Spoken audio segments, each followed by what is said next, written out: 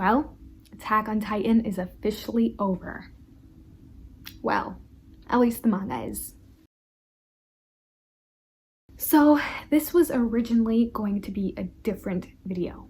After season 4 part 1 ended, I was completely confused.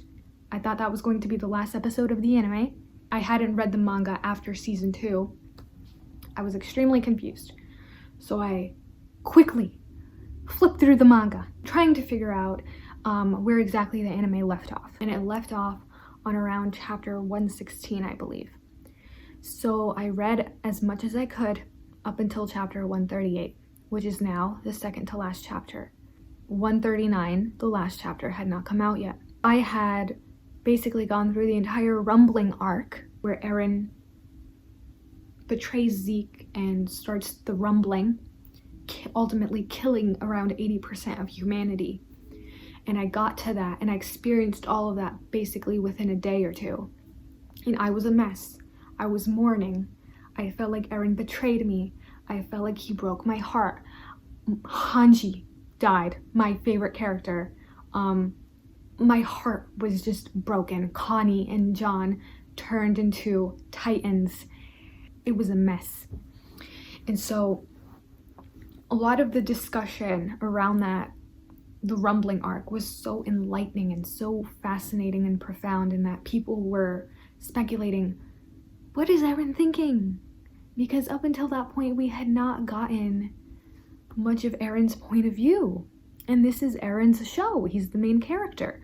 So I wanted to originally create a video on how important or how strategically Isayama has used Eren's point of view, or lack of, in the story to create dialogue and to create tension. And so we're all sitting here and we're all excited for chapter 139, the ending.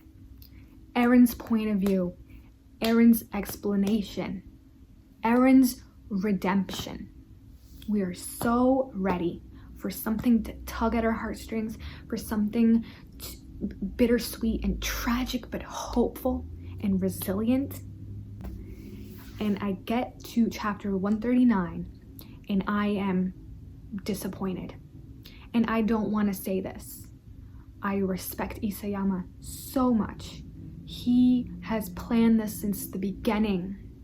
I remember back when season 1 was airing, all the theories people had about the dream Eren has at the tree, and now it all comes full circle. I respect Isayama for the thought and the planning he's put into this, but I do not think that the last chapter was executed really well. And so I'm going to go through a bunch of points, basically highlighting what the main problems are with this ending. Number 1, I want to say is pacing. The pacing of the manga is, I feel like, very well done. There are moments when it's pretty rapid action, and there were times when I was reading the manga that I could literally feel my heartbeat like pounding. And then there are moments when Isayama kind of pulls back the camera a little and tries to world build, and sometimes he focuses in on certain dialogue and conversations, and he's just, I personally believe the manga is paced pretty well.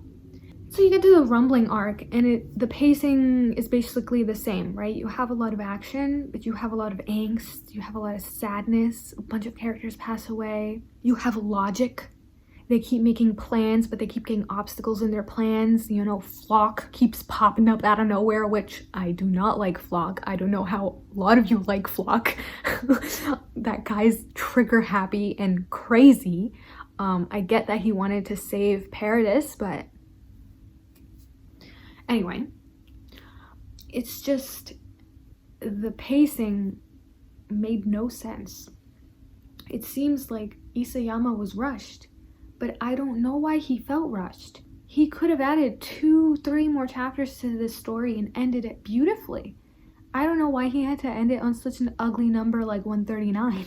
And it seemed like he had one chapter to tie all the loose threads. He had one chapter to make Armin happy, to make Mikasa happy, to turn everyone back into human, to save Paradis, to save everyone, and to make Eren finally be free. And it wasn't achieved, because he achieved it content-wise, it's all there. But the emotional nuance that I was looking for, that was present throughout the rumbling, is gone. I cried so much during the rumbling arc, and I got to this last chapter, and I hate saying this, but I almost felt like I was reading a parody. I still think I've been like pranked. I don't want to believe it. And this isn't to say I don't respect it. I respect it. But I also want to be honest that it did nothing for me, and I'm upset because I've been following this story ever since I was in high school, and I'm 24 now. So number one, I said it was pacing, and so now number two is the lack of emotional depth, the hollowness. One very specific scene that I can point to is the Dinah Fritz scene in the last chapter, where Eren is basically telling Armin that he had to divert the Smiling Titan away because Eren, being the Attack Titan, has access to the future, past, and present, and can control Titans. He had to control the Smiling Titan away from Bertold because he knew Bertold had to be kept alive for this story. Now it's unclear, and this ambiguity is nice because I think this ambiguity is thought-provoking, unlike the rest of the ambiguity in this chapter. It makes you realize, did Eren have to order the Smiling Titan to eat his mom, or did he just direct the Titan away from Bertold and then his mom was a casualty? So that's very tragic and very sad scene, and Eren's in tears and he can't even bring himself to say, and so Armin's like, it's okay, Armin changes the subject. But I think that scene is indicative of how everything was in this chapter. Like, by the way, let's talk about Eren's emotional trauma. Okay, next. By the way, let's talk about this. By the way, Armin's fine. By the way, Mikasa's fine. By the way, Eren's a bird. By the way, Connie and John are back. By the way, blah, blah, blah, blah. It almost feels insulting. And I can't tell if Isayama is a genius for doing this and for letting us know, yeah, nothing has meaning, life sucks.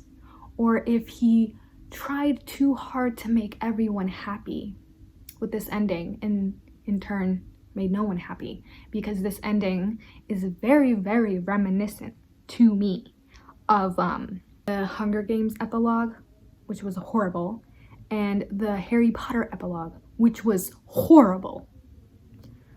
And going back to the Dinah Fritz scene and how it connects to Eren seeing his mom being eaten by the Smiling Titan, that is the number one pivotal moment in this show, in this story, in this manga. Eren seeing his mother being eaten.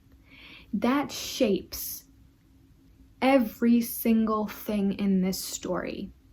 And to just gloss it over like that in this chapter, I don't even know how I feel, because I just feel so hollow about that. I remember watching that scene and just being shocked. It's the ending scene of the first episode of the first season. And we've been with Eren on this entire journey. And we find out that ever since he kissed Historia's hand, that he's been going through this inner turmoil. And we get glimpses of it. And then when we're waiting for the big reveal, Eren, why did you do this? There's literally a line in the last chapter and Eren says, I don't know. And it just falls flat for me. It falls completely flat. And that leads me on to the third point, which is messaging. So this last chapter is pretty ambiguous, pretty vague, pretty confusing, and that's most likely done intentionally because sometimes Attack on Titan forces you to fill in gaps, right? But I feel like this ambiguity muddies the waters, but not in a good way. So for example, Attack on Titan. So in Japanese, it's Shingeki no Kyoji. And that means Attack Titan in Japanese, from what I believe. So they changed it in English for some reason. But this story has always been about the Attack Titan. This story has always been about Eren, because Eren is the one whose identity basically becomes intertwined with the Attack Titan. And the Attack Titan has always been about freedom. And the Attack Titan has always been about resisting commands. And the Attack Titan even resists the law of time. But with the help of Zeke, Eren is basically allowed to travel through time and basically control Eldians. And it's such a big responsibility to have. But what we find out, right? This story about freedom. This story about tatakai, right? Fight, fight, fight, fight. You have to fight to survive. You have to fight for your freedom. It comes down to Eren was never free. It comes down to Eren was a slave to his own fate. Just like how Ymir was a slave to King Fritz. Just like how some people point this out. I'm not sure how I feel about it. How Mikasa is a slave to her love of Eren. And so the messaging is a bit unclear. And the messaging takes a sharp turn with this chapter. And it sort of feels insulting. I feel like, is Isayama trying to say that Eren was too idealistic? That to save all of humanity, to want to be free, to get away from the walls, to get away from the island, to just live in peace, was that too much for him? Was he never going to achieve that? Was the only way Eren could have been free was for him to be dead? Or for him to become a bird? And I want to go back to the messaging part of this, because so there's a lot of muddiness when it comes to Eren's Eren being a slave to his own fate, the Attack Titan never being free, that doesn't sit well with me. Right? It's so depressing. Like, I feel like I've gone through all of this journey for no reason. Like, it's not even tragic. It's like upsetting. It's like insulting almost. But I also want to talk about Ymir, Fritz, and how we never really got an insight into her character, and how it was just explained in a throwaway line that she was in love with King Fritz.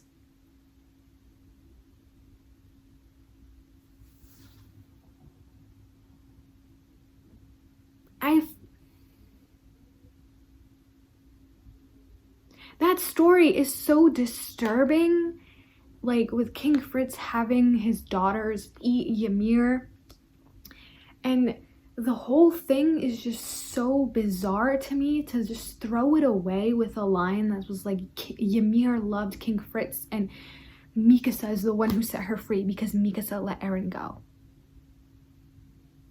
I get the connection there, I get what's trying to happen there, but it just falls completely flat to me. And that's a really big issue I have with chapter 139, is that these one-liners keep like, by the way this, by the way this, by the way this, and we just expect it to just settle everything. It would have been so, I'm not saying Isayama has to sit us down and explain every single thing, right? I don't want that. No one wants that. He could have given us more than one-liners. And so, from a feminist perspective, I want to say that I'm really disappointed in the Ymir and Mikasa connection. And I think what exacerbates this connection even more is when Armin is essentially admonishing Eren for what he said to Mikasa, which was heartbreaking. And then Eren out of nowhere starts crying and screaming and saying that he only wants Mikasa to ever love him, and I'm just like, where was this and Eren and Mikasa's relationship is one of the biggest issues I've had with Attack on Titan, and this was not the end. This ending made it worse, because I never wanted them to me personally, never thought that they romantically ever should have been together. I think they were more soulmates in the platonic sense, and maybe Mikasa kind of confused her feelings for him a little bit. But for Eren to never reciprocate in that way, and then for all of a sudden, when he's literally like going to be killed and he knows it, he just offhandedly says to Armin that he sort of loves Mikasa too in that way, like. And this is where I come back to again, where it's like, is Isayama a genius? Or did this chapter just fall flat? Because when I was reading the last chapter, I was just reminded that Eren is still a kid. He's still a boy. His entire life has been shaped by fighting, by trauma, by betrayal, which is why the rumbling arc made sense to me. He wasn't happy doing it. I mean, that's pretty clear. But chapter 139, whatever emotional depth and nuance we as readers were attributing to Eren, all of that was taken away. All of that was writing on this last chapter, on Eren's explanation. And it wasn't there. And he turns into a bird. And it fell flat. And I honestly don't even want to go into how upsetting. Actually, let's go into it. What's with this Ymir, Fritz, and Mikasa connection? Because it makes no sense to me absolutely at all. Why is the blame being put on Mikasa? If Mikasa had just confessed to Eren at that moment, this never would have happened. What? No, it's Eren's fault. It's not Mikasa's fault at all. She deserves better. Armin deserves better. These characters deserve better. I think Isayama tried to create a story that addressed lots of different topics. And we've all been discussing it, right? The cyclical nature of war and hatred. How the oppressed find themselves forced to use the tools of the oppressors in order to survive. I think the rumbling arc was such a good storyline at exploring these concepts, and it would just hit the wall with the last chapter. And then we have like this weird messaging about Ymir being a slave to her love of King Fritz, and that's connected to Mikasa being a slave to her love for Eren. And we still find out that Eren wants to control Mikasa because he doesn't want Mikasa to love someone else. And so I'm just sitting here and I'm like, this feels really sexist to me, because it completely reduces these characters and their relationships, and it kind of puts the blame on the woman when they're all kids. And this lack of depth. Also, what happened to the wormy boy? The hallucigenia? Because I was so intrigued by that. I was like looking up articles about hallucigenia, the little wormy thingy. And like, he's just gone. Wormy thingy gone. Okay.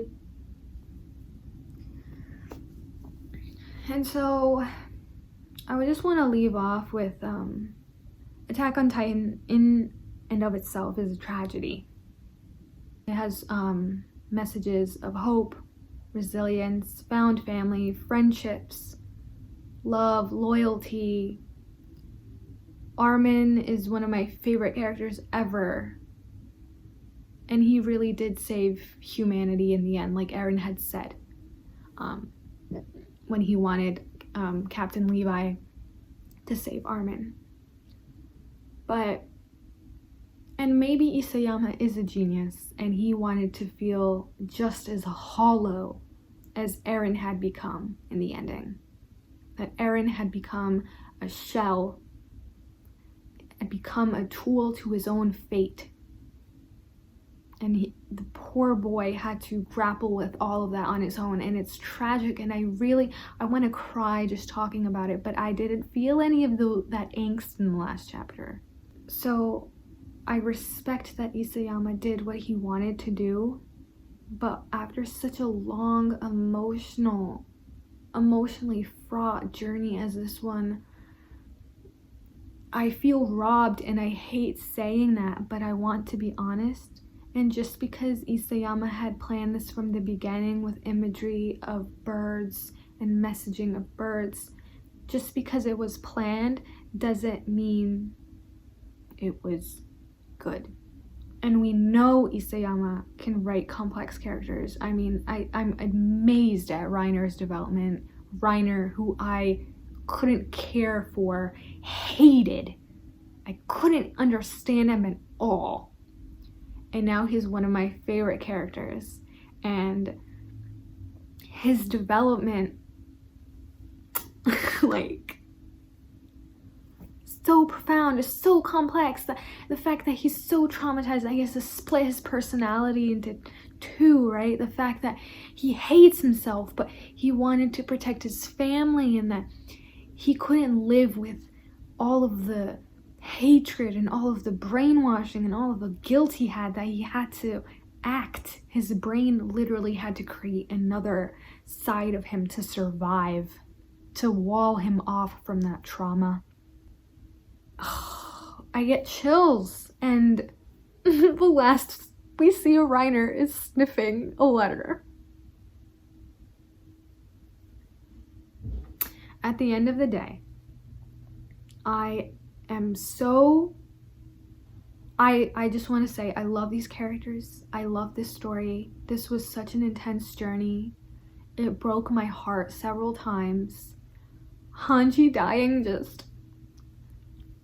and Levi, Captain Levi, is just one of my favorite characters. I love Armin, and I love Eren. I love Eren so much, and he broke my heart during the Rumbling arc. But chapter 139 did not do justice to his character, or his journey, or his story. And that breaks my heart as well. And I think I just want to leave off with what made the Rumbling arc so emotional for me was that we had seen this little bright-eyed boy want freedom, want peace, want to explore the world with his friends, and he saw his mother being eaten in front of him because his friends wanted to destroy humanity.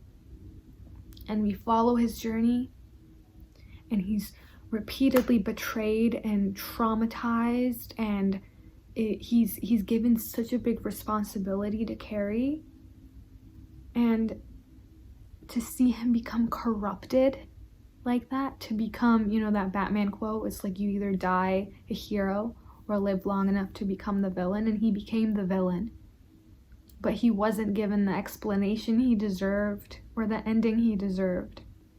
And in a way, I guess, seeing that makes me so upset and makes me feel dead inside.